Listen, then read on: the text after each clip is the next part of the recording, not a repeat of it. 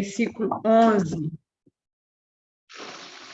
fala assim: porquanto a graça de Deus se manifestou salvadora a todos os homens, educando-nos para que, renegadas a impiedade e as paixões mundanas, vivamos no presente século sensata, justa e piedosamente, aguardando a bendita esperança e a manifestação da glória do nosso grande Deus e Salvador Cristo Jesus, o qual a si mesmo se deu por nós, a fim de remir-nos de toda iniquidade e purificar para si mesmo um povo exclusivamente seu, zeloso de boas obras. Vamos orar, irmãs? Senhor, nós te louvamos mesmo pelo privilégio de termos a tua palavra, Deus, nas nossas mãos. Te louvamos, ó Deus, porque o Senhor nos ensina, nos disciplina, nos corrige, para que nós possamos, ó Deus, ter a imagem do Senhor Jesus Cristo. E nós pedimos, Senhor, que possamos ser sensíveis à voz do teu Santo Espírito, que realmente possa haver transformação da nossa mente, da nossa vida, para a honra e glória do Senhor. Entregamos esse tempo diante do Senhor, que as palavras que foram lidas, as palavras que forem faladas, ó Pai, sejam de acordo com o teu coração, e que o Senhor realmente fale, ó Deus, aos nossos corações. Nós pedimos em nome de Jesus. Amém. Então, meninas, como alguém que gostaria de compartilhar, nós vamos fazer o seguinte, eu pensei, como esse livro é um livro pequenininho, nós vamos ler e vamos desenvolver aquilo que a gente está lendo, certo? E aí as irmãs, aquelas irmãs que leram e que o Senhor colocou alguma coisa no seu coração, você tem a liberdade de compartilhar conosco, tá bom? Vamos fazer assim, então. Alguém, então, lê para nós aí Tito, capítulo 1, do versículo 1 ao 4.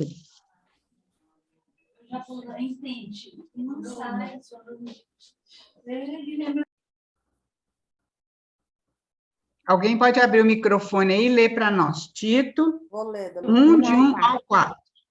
Paulo, servo de Deus e apóstolo de Jesus Cristo, para promover a fé que é dos eleitos de Deus e o pleno conhecimento da verdade segundo a piedade, na esperança da vida eterna que o Deus que não pode mentir prometeu antes dos tempos eternos e em tempos devidos manifestou a sua palavra mediante a pregação que me foi confiada por ato de Deus, nosso Salvador.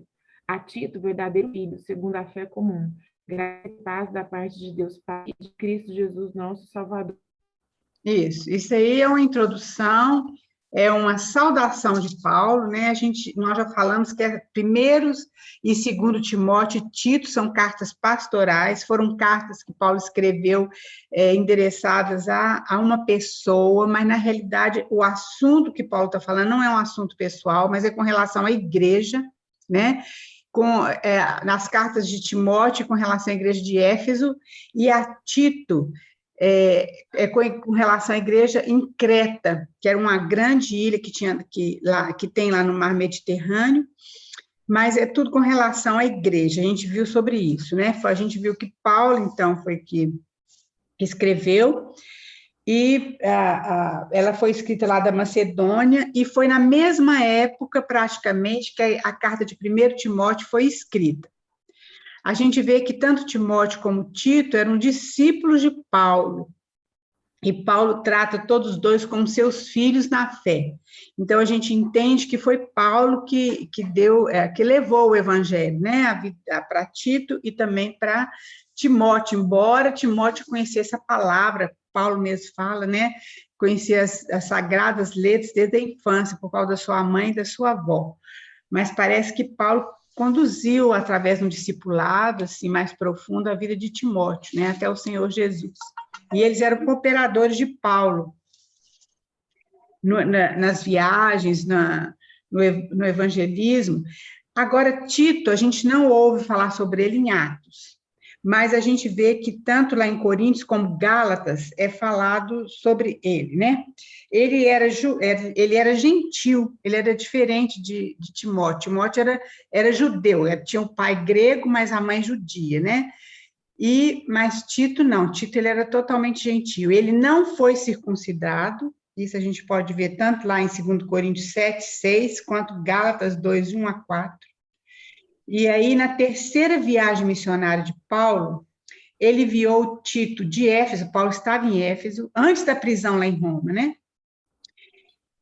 Paulo estava em Éfeso e ele enviou Tito para Corinto. Por quê? Porque Paulo escreveu aquela carta de 1 Coríntios, as irmãs lembram, ele escreveu uma carta muito dura, porque os irmãos realmente estavam desviando do verdadeiro evangelho. Embora eles tivessem muitos dons, eles estavam desviando, e tinha acontecido ter um pecado que não era nem comum no meio gentio, né, que era o incesto. Então, Paulo escreveu uma carta muito dura. E Paulo ficou ansioso para saber qual a resposta, né, daquela igreja àquela carta, porque naquela época não tinha WhatsApp, né, irmãs? Nem telefone, nem nada. Então, Paulo ficou ansioso para saber o que tinha acontecido, né, se a igreja resolveu mesmo arrepender e tudo. Então, ele enviou Tito. E Tito voltou com boas notícias, né? E Paulo, então, ficou muito feliz, que realmente a igreja tinha se arrependido. E aí Paulo escreve a segunda carta aos Coríntios, se bem que parece que houve uma outra carta nesse meio aí que foi perdida, mas a carta que nós temos é 2 Coríntios.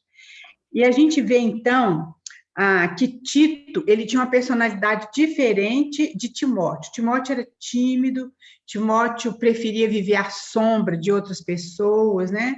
Mas Tito não. Tito, ele era mais, como vou dizer, ele era um líder nato, ele era mais forte e mais convincente, né?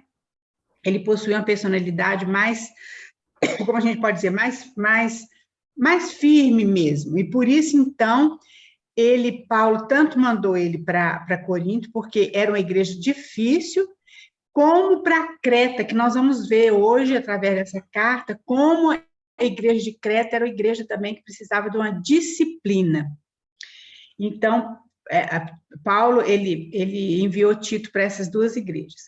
A igreja de Corinto foi na terceira viagem, mas agora a igreja de Creta, Paulo foi preso em Roma, foi a primeira prisão, uma prisão assim, vamos dizer assim, mais light, né? Ele alugou a própria casa, podia receber visitas, e ele saiu dessa prisão, provavelmente, e quando ele passou por Creta, ele viu que existia uma igreja ali. Então, a gente não sabe, pelo que tudo indica, não foi Paulo que fundou essa igreja, pelos que os estudiosos falam. Parece que esses irmãos a gente não sabe, talvez alguns deles possam ter convertido lá quando houve o Pentecostes. O fato é que havia e não era só uma igreja, havia várias igrejas nessa ilha. Mas eles estavam vivendo de uma maneira desordenada, sem disciplina. Então, Paulo não tinha tempo de ficar ali, porque ele precisava passar em outros lugares, né? Então, ele deixou Tito em Creta, para colocar, então, aquela igreja em ordem. Nós vamos ver no versículo 5 do capítulo 1, que foi isso que Paulo deixou para Tito. Então, a gente vê como Paulo conhecia a personalidade dos seus discípulos, tanto de Timóteo quanto de Tito. Então, isso é mais ou menos uma introdução. E mais uma coisa também, a gente já falou sobre o autor, que é Paulo, sobre o objetivo da carta, falando sobre Tito, e Creta, pela história, aquelas pessoas eram muito devassas, muito. E a gente vê no capítulo 1, versículo 12, depois nós vamos ver, que fala assim, que os cretenses, foi isso mesmo, peraí, deixa eu ver aqui, foi mesmo dentre eles um seu profeta que disse, cretenses sempre mentirosos, feras terríveis, ventres preguiçosos. Então, o conceito deles era muito ruim, eles eram indisciplinados, eram cheios de lascívia, e era uma comunidade complicada. E a igreja, por não ter sido discipulada, ela tinha muitas falhas com relação a isso. Então, é uma carta muito importante de ser lida com essa perspectiva. Alguém observou mais alguma coisa? Gostaria de compartilhar?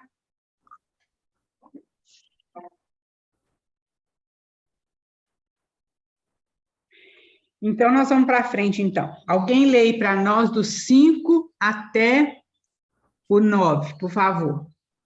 Rapidinho, gente, não vamos demorar, senão não vai dar tempo de a gente fazer o que a gente quer.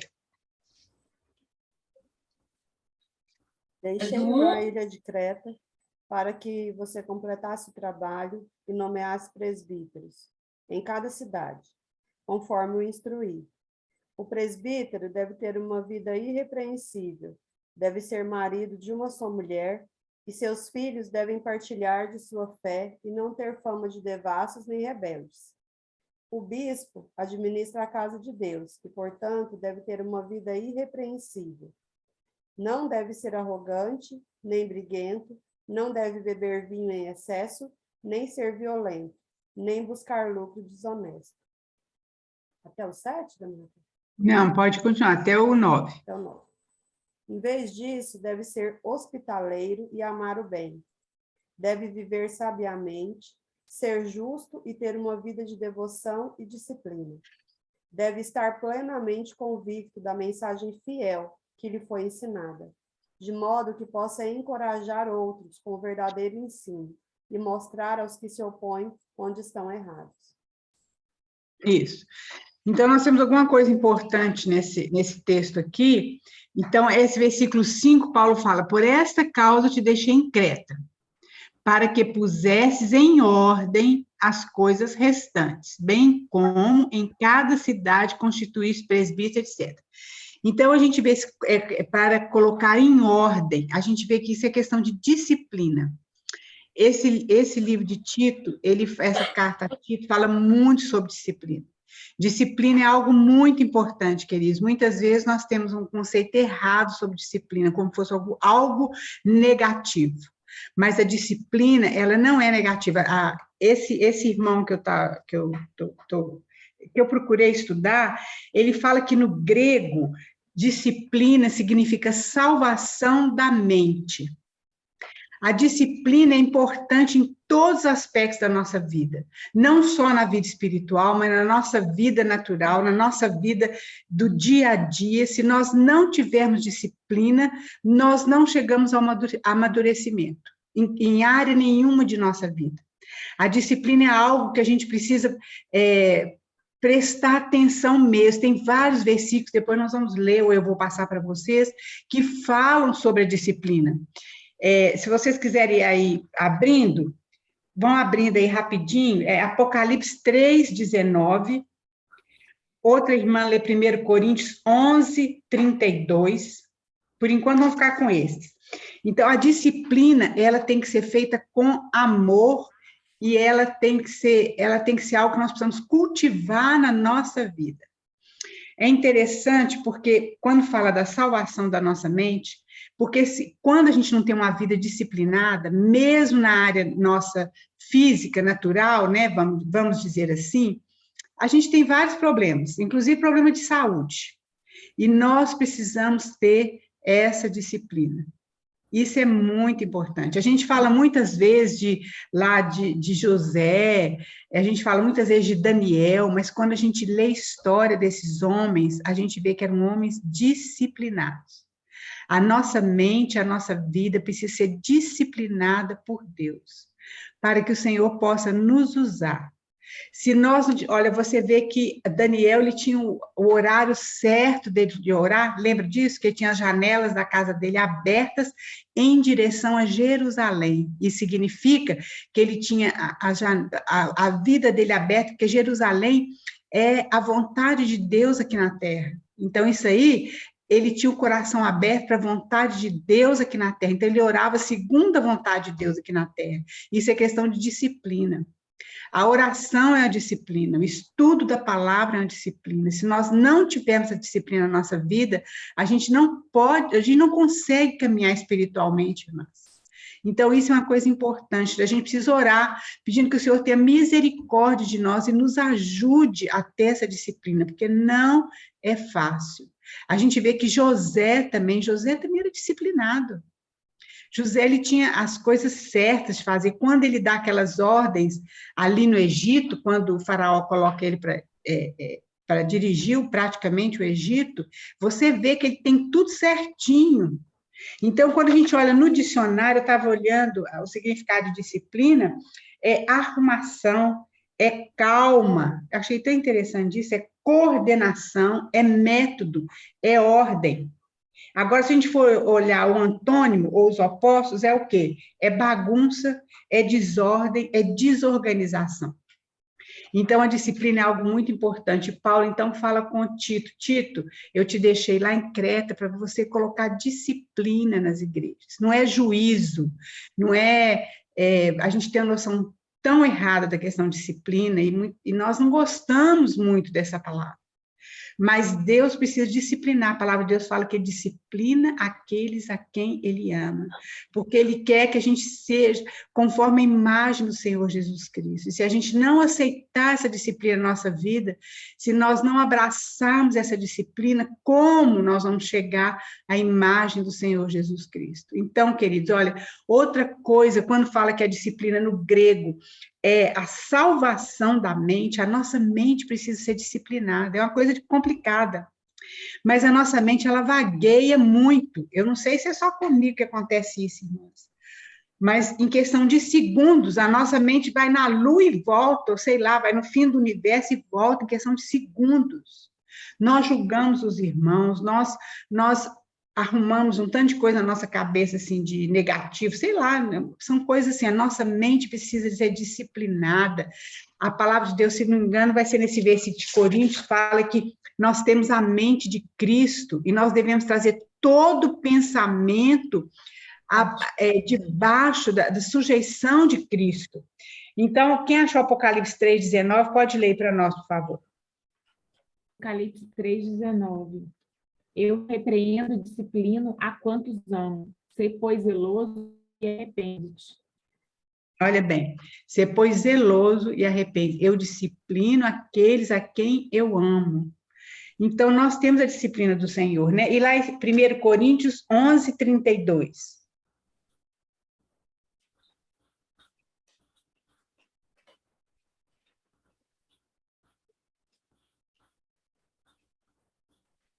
Portanto, peraí, 32. Mas quando somos julgados pelo Senhor, estamos sendo disciplinados para que não sejamos condenados com o mundo.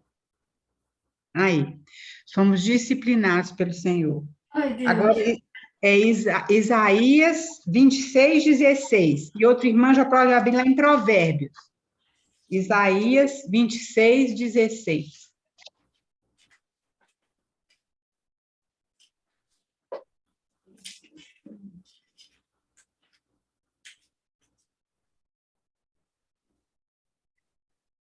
Senhor, na angústia te buscaram, vindo sobre eles a tua correção, derramaram as tuas orações. Isso.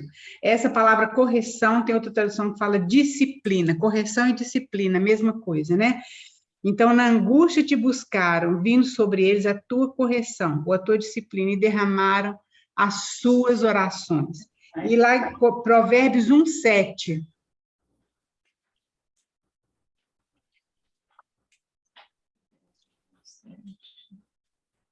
O temor do Senhor é o princípio do conhecimento, mas os tolos desprezam a sabedoria e a disciplina. Olha bem. No mesmo Provérbios 10:17 e Provérbios 3:12. 10:17. O caminho puro, a vida é quem guarda o ensino, mas o que abandona a repreensão anda errado. Isso, a repreensão, então, é a disciplina. E Provérbios 3:12. O Senhor repreende a quem ama, como o pai ao filho a quem quer bem. Porque já tá Então, vai ser bom. Pega lá para mim. Ah, tá. Então, meninas, então vocês veem como que a questão da disciplina é algo importante na nossa vida. Como que a pessoa sabe, a pessoa que teme a Deus, ela precisa amar a disciplina, sabendo que Deus nos disciplina quem Ele ama, né? Então, a disciplina, veja bem, através da disciplina, o caráter do cristão é formado. Através da disciplina, nós somos amadurecidos. Então, a disciplina é algo muito importante. Então, Paulo deixou Tito em Creta para que ele pudesse disciplinar aquela igreja, para que ele pudesse colocar em ordem aquela igreja, não é? Então, a disciplina mais Cristo é igual a caráter cristão. Então, quando nós temos essa disciplina, não é uma ordem, como é que eu vou dizer? Não é uma coisa sem ter o Senhor Jesus, sem ter o Espírito Santo. Só o Espírito Santo pode nos dar essa disciplina, queridos, mas é algo que nós precisamos buscar. Isso aí diz muito contra a nossa carne, porque se nós formos fazer as coisas que a carne quer, a gente não faria nada. Eu lembro que quando eu dava aula de piano, as minhas alunas às vezes não estudavam as lições, né, etc., porque o piano você tem que treinar bastante. E aí eu tinha uma aluna que ela debruçava no piano, e disse, não, eu estou com uma preguiça. Eu falei assim, meu Deus. Eu falava com ela, olha, se a gente for fazer só o que a gente quer, a gente fica na frente da televisão tomando sorvete, comendo pipoca. A gente não faz mais nada na vida, porque a nossa carne é assim. Então, a nossa carne precisa ser tratada. Então, muitas vezes a gente não quer levantar mais cedo, é muito mais difícil, querido, levantar mais cedo para orar, ou para estudar a palavra, ou fazer uma visita. Como isso é difícil? É difícil, né? Então, por isso, a gente precisa disciplinar a nossa carne. Nós não podemos fazer aquilo que a nossa carne quer que a gente faça. Então, nós precisamos estar diante do Senhor para que Ele nos dê essa sabedoria, não é? E a gente viu, então, que os cretenses eram pessoas que tinham um conceito muito ruim sobre eles. Mas veja bem, o Senhor salvou os cretenses também, o Senhor salva a todos os homens, é o que Paulo fala aqui nesse versículo que a gente lê no início, né? Que a salvação é para todos os homens. Então, o Senhor salvou também aqueles cretenses que eram indisciplinados, que eram devassos, né? Que tinham essa fama tão ruim. O Senhor salvou a eles também. E o Senhor queria, então, trabalhar na vida desses irmãos, para que eles pudessem chegar à estatura completa de Cristo. Então, se Deus fez isso com os cretenses, Ele pode fazer isso comigo. Ele pode fazer isso conosco, né? Graças a Deus por isso. Alguém quer falar alguma coisa, irmãs?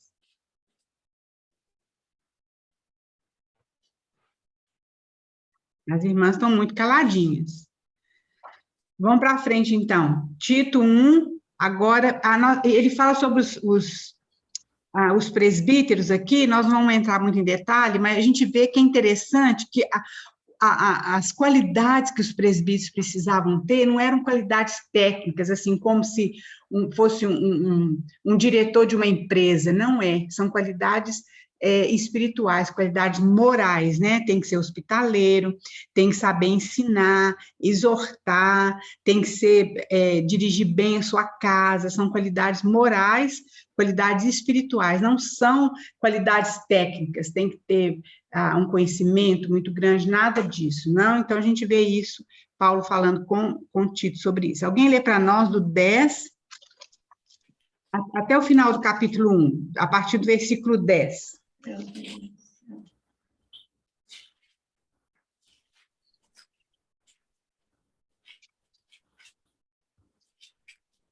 Porque existem muitos insubordinados, pauradores, frívolos e enganadores, especialmente os da circuncisão. É preciso fazê-los calar, porque andam pervertendo casas inteiras, ensinando o que não devem, por torpe e ganância.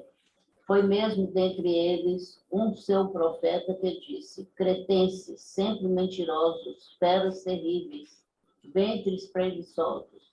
Tal testemunha é exato. Portanto, repreende-os severamente para que sejam sadios na fé e não se ocupem com fábulas judaicas, nem com mandamentos de homens desviados da verdade. Todas as coisas são puras para os puros, todavia para os impuros e descrentes nada é puro, porque tanto a mente como a consciência deles estão corrompidas. No tocante a Deus, professam conhecê-lo, entretanto, o negam por suas obras. É por isso que são abomináveis, desobedientes e reprovados para toda boa obra. Isso. Então, aqui Paulo está falando sobre... É interessante, foi a mesma coisa que ele falou para a igreja lá de Éfeso, né? Que eram os da circuncisão, que provavelmente eram os judeus, que começava a falar sobre um tanto de descendência, de genealogia, e exigir a lei, né? Que sem a lei as pessoas não poderiam ser salvas, etc. Então, Paulo fala que eles falam muito, são os pauradores frívolos, né? E enganadores. Então, que era para fazer calar, porque eles estavam contaminando a igreja está passando por uma situação difícil, a gente já viu isso, por uma perseguição muito forte, e tinham várias heresias entrando na igreja. Então, Paulo ele é sério aqui com Tito, falando o que Tito tinha que fazer, né? Então, fala que ele repreende-os severamente para que sejam sadios na fé. Então, é uma repreensão com amor, mas com firmeza.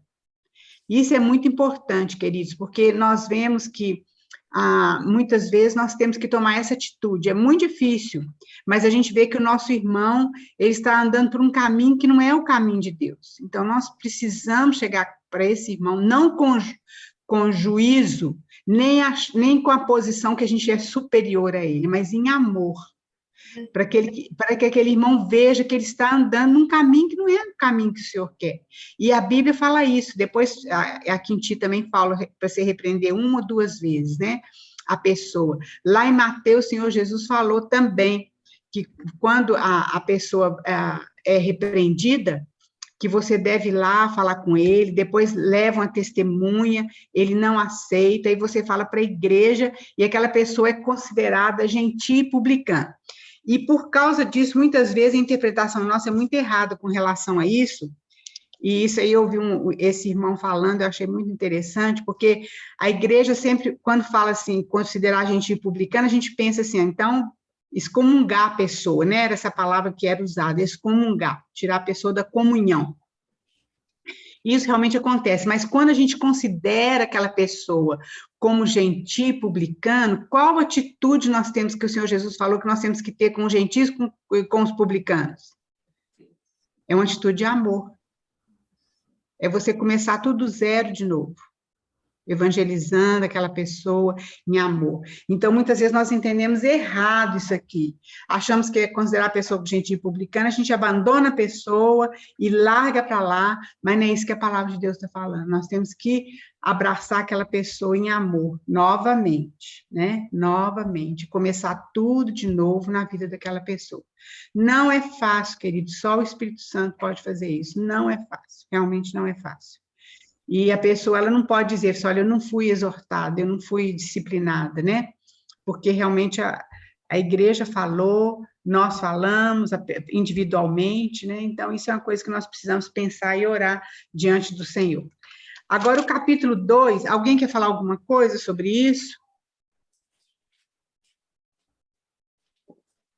Acrescentar? Ou discordar? Meninas caladinhas. Não, então deixa eu comentar. É incrível a gente vendo a grandeza da palavra de Deus, que nós somos, quanto a gente tem que mudar, porque está tão clara a palavra de Deus e a gente se depara com situações dessas a todo instante, a todo dia. Então, a palavra de Deus, a gente tem que estar devorando ela dia a dia, para estar nos disciplinando. É isso mesmo. Começar pela gente, né? Principalmente, uma coisa que eu admiro muito, eu não sei se está na carta de título, mas fala que a gente tem que evangelizar as pessoas, mas com o nosso exemplo. Com certeza, né? Lá em Gálatas 6:1, fala o seguinte, ó, irmãos, Se alguém for surpreendido em alguma falta, vós que sois espirituais, corrigiu com espírito de brandura, e guarda-te para que não sejas também tentado. Então, isso é outra coisa importante, né? Espírito de brandura, né, irmãos? É a maneira que a gente conversa e fala com os irmãos, não nos sentindo superiores a eles, né? Mas em amor. Isso é a disciplina. A disciplina, ela é sempre em amor, ela não é legalista, ela é em amor, né? Agora, Tito, vamos ler o Tito capítulo 2. Alguém lê aí para nós? Alguém lê de 1, 2, 1 até o versículo 10. E outra pode ler de 11 até o 15. Aí tem uma palavrinha que repete umas 3 ou 4 vezes, vamos prestar atenção para ver se a gente acha ela. Pode ler. Você... Desculpa, pode falar. Do porém fala o que convém à sã doutrina. Quanto aos homens idosos, que sejam temperantes, respeitáveis, sensatos, sadios na fé, no amor e na constância. Quanto às mulheres idosas, semelhantemente, que sejam sérias em seu proceder, não caluniadoras, não escravizadas a muito vinho, sejam mestras do bem, a fim de instruírem as jovens recém-casadas a amarem ao marido e aos seus filhos, a serem sensatas, honestas, boas donas de casa, bondosas, sujeitas ao marido, para que a palavra de Deus não seja difamada. Quanto aos moços, até quanto? Até o 10. Tá. Quanto aos moços, de igual modo, exorta-os para que em todas as coisas sejam vitoriosos. Torna-te pessoalmente padrão de boas obras no ensino, mostra integridade, reverência, linguagem sadia e irrepreensível, para que o adversário seja envergonhado, não tendo indignidade nenhuma que dizer a nosso respeito. Quanto aos servos, que sejam em tudo obedientes ao seu Senhor, dando-lhes motivo de satisfação, não sejam respondões, não furtem, ao contrário, deem prova de toda a fidelidade a fim de ornarem em todas as coisas a doutrina de Deus, nosso Salvador. Amém. Alguém lê do 11 até o 15. A gente já leu essa parte, mas pode ler. Porque a graça de Deus se manifestou salvadora a todos os homens. Ela nos ensina a renunciar à impiedade e às paixões mundanas, e a viver de maneira sensata, justa e piedosa, nesta era presente, enquanto aguardamos a bendita esperança, a gloriosa manifestação do nosso grande Deus e Salvador Jesus Cristo. Ele se entregou por nós, a fim de nos remir de toda a maldade, purificar para si mesmo um povo particularmente seu, dedicado à prática de boas obras. Isto que você deve ensinar, exortando-os e repreendendo-os com toda a autoridade, ninguém o despreze. Olha bem, esse capítulo é um capítulo muito lindo, e nesse capítulo, queridos, fala sobre vários assuntos, né? Fala dos homens idosos, das mulheres idosas, dos jovens, dos servos, né? Dos escravos. É muito interessante como é que a Bíblia ela aborda todos os assuntos, né? E uma palavrinha que repete aí é sensatez. Fala dos homens serem sensatos, as mulheres serem sensatas. Depois, aqui mais para frente, fala da gente ser sensato também, viver de uma maneira sensata. E olha bem, sensatez significa domínio próprio. É uma coisa tão difícil, né? Mas a gente não consegue, porque a gente fala assim, não, agora eu vou agir dessa e dessa forma, mas na primeira coisa a gente já está fazendo errado, né? Já está extrapolando os limites, né? Esse domínio próprio ele só pode vir através do Espírito Santo. Lá em Gálatas, quando fala do fruto do Espírito, e fala do fruto do Espírito, o fruto é um só, e esse fruto é o Senhor Jesus, nós já estudamos sobre isso, né? Esse fruto, ele começa no amor e termina no domínio próprio. Sensatez, então, queridos, é domínio próprio. Então, isso é muito importante. Paulo fala aqui dos homens, né, que eles sejam temperantes, respeitáveis, sensatos, sadios na fé, no amor e na constância. Fala das mulheres também, e aqui tem uma responsabilidade grande para as mulheres idosas, né, que elas sejam sérias, sejam sensatas, que elas possam ensinar as mais novas a amar os seus maridos, a serem boas donas de casa, ou na lida da casa, né? Serem bondosas, etc., para que a palavra de Deus não seja difamada. Olha que responsabilidade, já pensou, queridos? Porque a nossa casa tem que ser luz, assim como nós já estudamos lá em Êxodo, que quando teve aquela praga das trevas, as irmãs lembram, né? É muito lindo quando fala que na casa dos judeus, dos israelitas, havia luz. Tinha trevas em todo o Egito, mas na casa dos israelitas tinha luz. E assim deve ser a nossa casa. Existe trevas no mundo todo, mas na nossa casa há luz, porque o Senhor Jesus está ali, não é? Então, isso aí fala para que a palavra de Deus não seja difamada, para que a gente tenha um bom testemunho para os nossos vizinhos e os nossos parentes. Fala dos servos também, dos escravos, que eles não devem roubar, né, etc., para ornarem. Olha que palavra linda, né? É a doutrina de Deus, nosso Salvador. E é aí também, Virgínia, quando você falou sobre da gente de ser o exemplo, né? Lá em Tito 2,7, Paulo fala com Tito, ó, torna-te pessoalmente padrão de boas obras. No ensino, mostra integridade e reverência, linguagem sadia e irrepreensível, para que o adversário seja envergonhado, não tendo dignidade nenhuma que dizer a nosso respeito. Veja que responsabilidade, hein? Linguagem sadia e irrepreensível. Torna-te pessoalmente padrão de boas obras. Isso ele está falando com Tito, né? E aí, queridos, a gente vê então que a disciplina, ela não é só para corrigir, ela também é para ensinar. Então, a gente vê que disciplina é a mesma raiz da palavra discípulo. O discípulo é aquele que aprende com seu mestre. Então, disciplina é a mesma raiz do discípulo. Então, também é para ensinar, para educar. E Tito 2,12, que a Denise já leu, fala, educando-nos, para que, renegados a impiedade, as paixões mundanas, vivamos no presente século sensata a sensatez de novo, justa e piedosamente. Agora, quem que vai nos educar?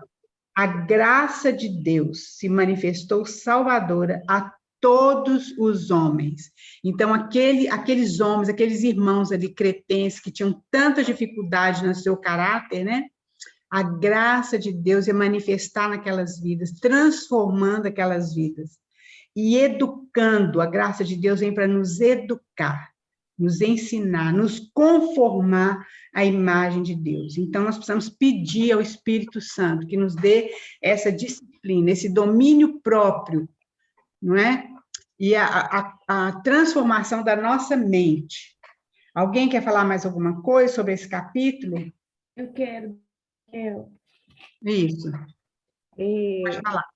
Uma vez eu estava estudando sobre essa palavra donas de casa, aqui no versículo 5, porque também ela é uma palavrinha que nessa tradução nossa, brasileira, nessa linguagem aqui, ela fica decodificada de uma forma pejorativa na nossa cultura, porque dá a ideia apenas como se a mulher fosse ser aquela boa dona de casa nas tarefas domésticas. Mas alguns estudiosos colocam a origem dessa palavra, da tradução no grego, como guardiãs do lar, e não apenas aquela que executa bem tarefas domésticas, até porque Deus colocou a gente como sua imagem e semelhança, tudo que a gente faz é para refletir quem Deus é, né? Então, esses estudiosos, considerando que aqui não faz a conotação de guardiã, de aquela que guarda o seu lar, e faz com que as suas tarefas que contemplam o lar sejam fruto de revelação e de equipação para a sua família. mais do que uma simples tarefa sendo feita.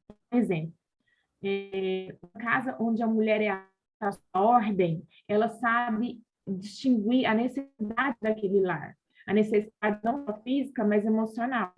Então, às vezes, ela vai saber que é importante ela preparar, às vezes, uma comida especial para reunir a família em volta da mesa.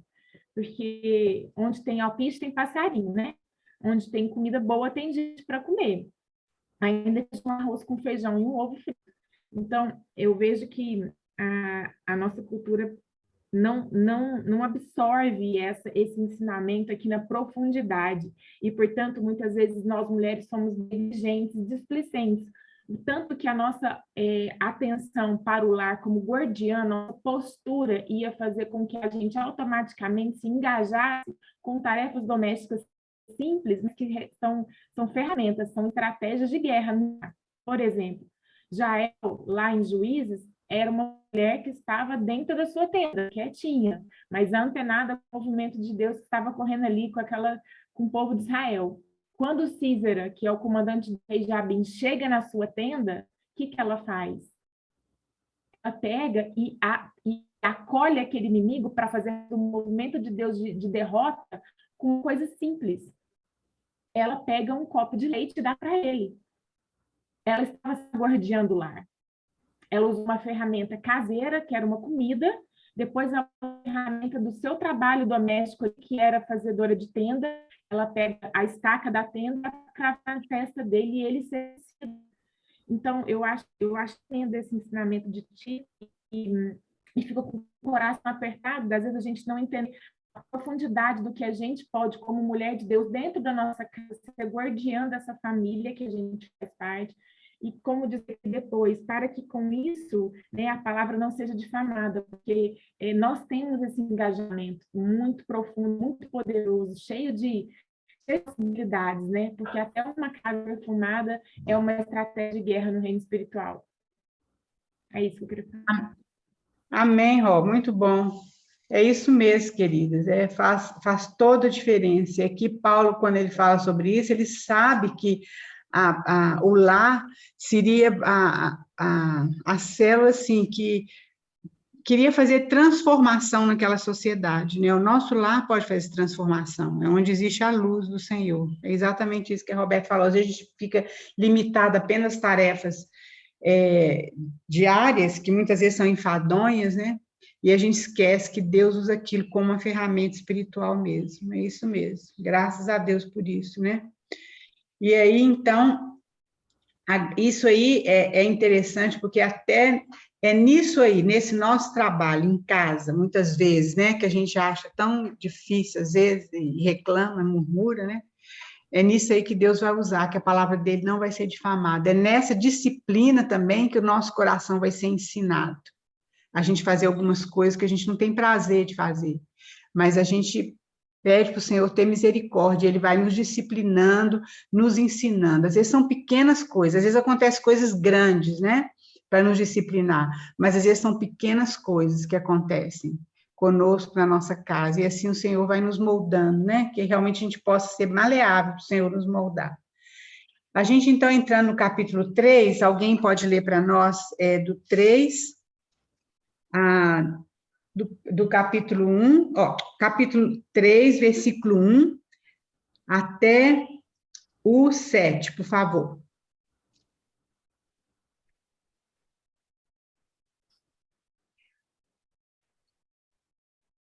Lembre a todos que se sujeitem ao governo e às autoridades. Devem ser obedientes e sempre prontos a fazer o que é bom. Não devem caluniar ninguém, mas evitar brigas. Que sejam amáveis e mostrem a todos verdadeira humildade. Em outros tempos também éramos insensatos e desobedientes. Vivíamos no engano e nos tornamos escravos de muitas paixões e prazeres. Éramos cheios de maldade e inveja e odiávamos uns aos outros. Mas, quando Deus, nosso Salvador, revelou sua bondade e seu amor, ele nos salvou não porque tivéssemos feito algo justo, mas por causa da sua misericórdia. Ele nos lavou para remover nossos pecados, nos fez nascer de novo e nos deu nova vida por meio do Espírito Santo. Generosamente, derramou o Espírito sobre nós, por meio de Jesus Cristo, nosso Salvador. Por causa de sua graça, nos declarou justos e nos deu a esperança de que herdaremos a vida eterna. Isso, amém. Isso aqui é uma declaração muito linda do Evangelho, né? Um resumo do Evangelho que Paulo faz aqui.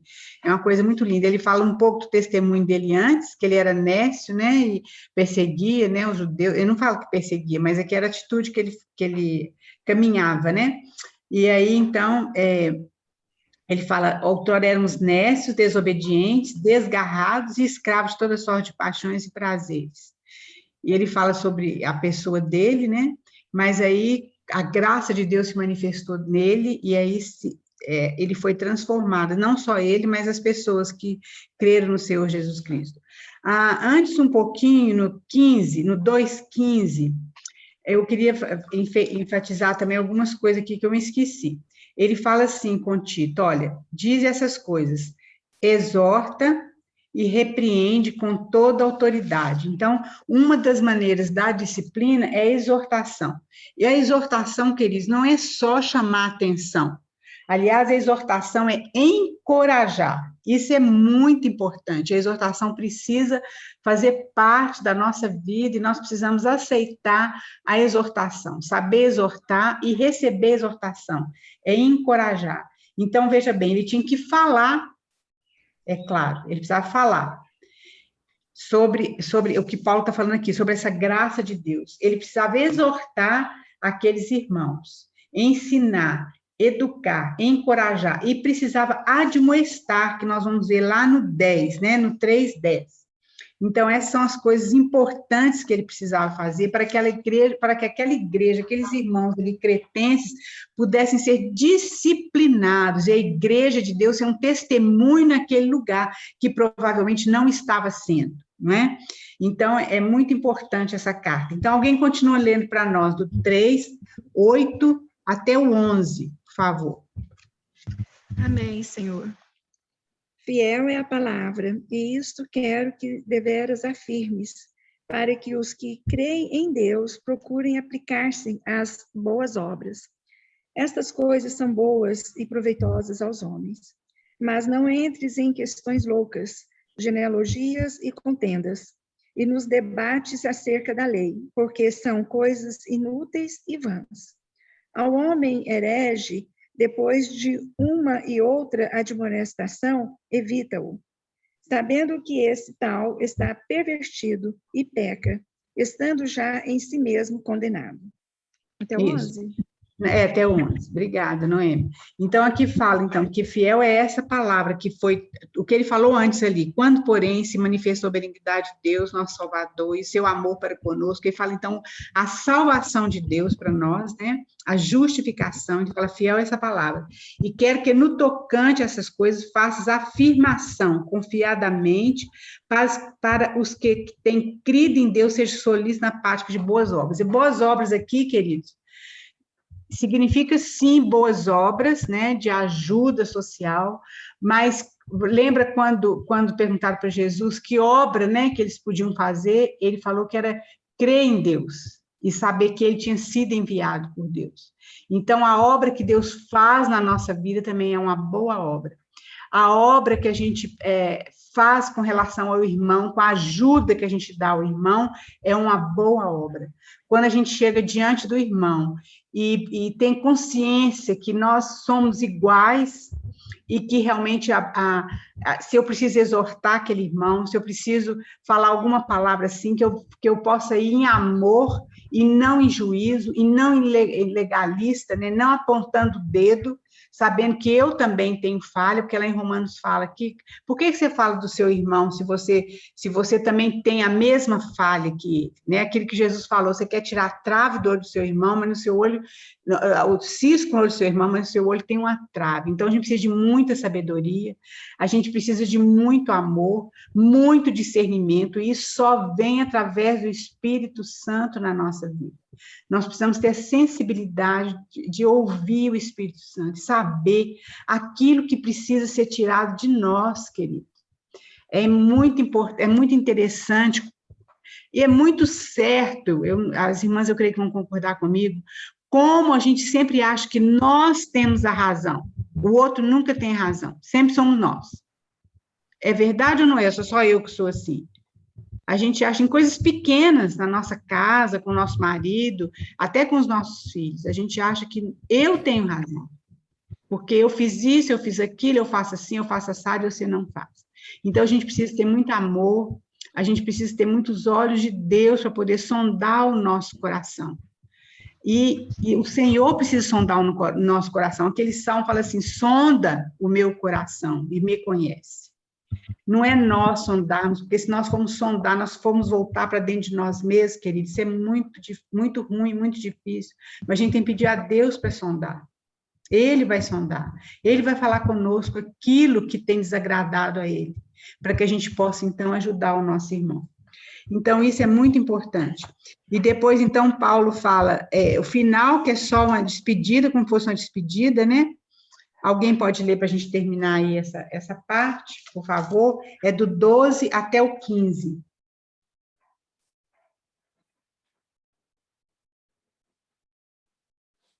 Quando te enviar Artemas ou Tíquico, apressa-te a vir até Nicópolis, ao meu encontro. Estou resolvido a passar o inverno ali.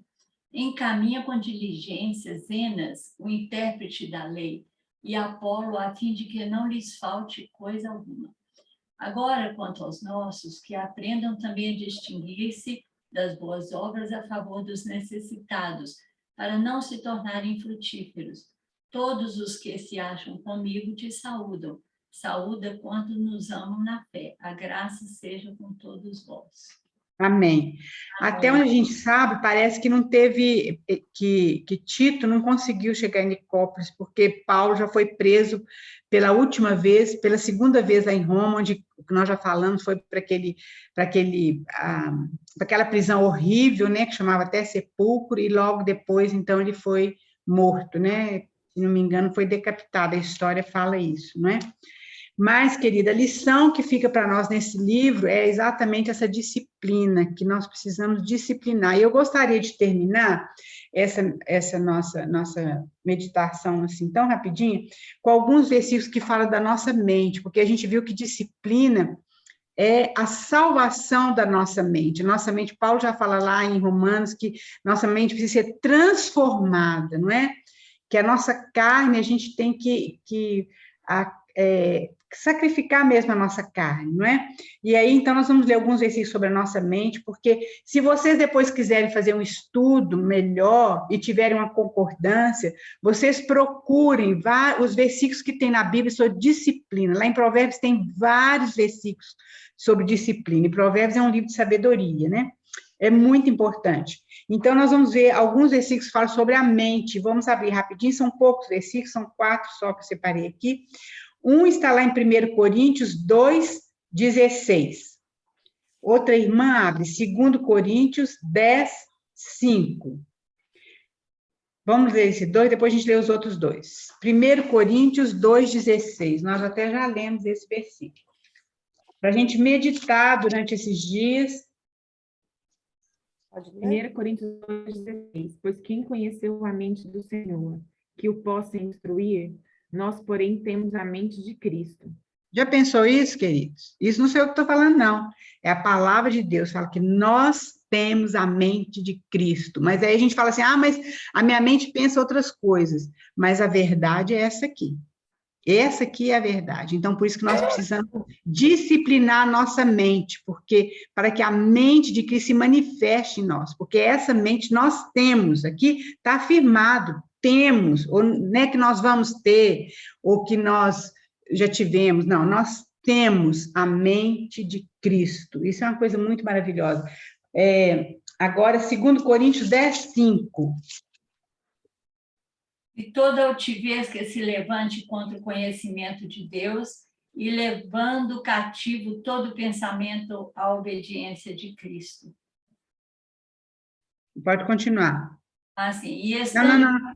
Não, Vera, é o 4 e o 5, é um antes desse aí, ó. O 4 e o 5. Porque Isso. as armas da nossa milícia, é isso, né? Porque, Isso, é por você. porque as armas da nossa milícia não são carnais, e sim poderosas em Deus, para destruir fortalezas, anulando nossos sofismas e toda altivez que se levante contra o conhecimento de Deus, e levando cativo todo o pensamento à obediência de Cristo. Isso. Tá. Tá certo, até aí tá bom, Vera. É porque eu não tinha colocado o 4. Olha que coisa importante, queridos, que nós precisamos ter isso na nossa mente. Ó, as armas da nossa milícia, da nossa guerra, elas não são carnais, mas poderosas em Deus, não sou eu, é em Deus, para destruir fortaleza. A nossa mente tem fortalezas, queridos, coisas que nós colocamos na nossa mente, ou o inimigo colocou, ou as outras pessoas colocaram, são fortalezas. Mas veja bem, as armas poderosas em Deus, elas destroem essas fortalezas e anula sofismas, quer dizer, mentiras que estão na nossa mente, que nos levam a pensar de forma errada tantas coisas, veja bem. E toda altivez que se levante contra o conhecimento de Cristo. Então, isso aí, queridos, são as armas que nós temos, é Deus fazendo isso, limpando a nossa mente. E isso aí a gente precisa ter uma disciplina, que toda vez que vem um pensamento, que naquilo não vem do Senhor, a gente tem que anular aquilo ali, em nome de Jesus, né? E o outro versículo seria em Colossenses 3:2, e outro irmão abre Filipenses 4, de 4 a 8.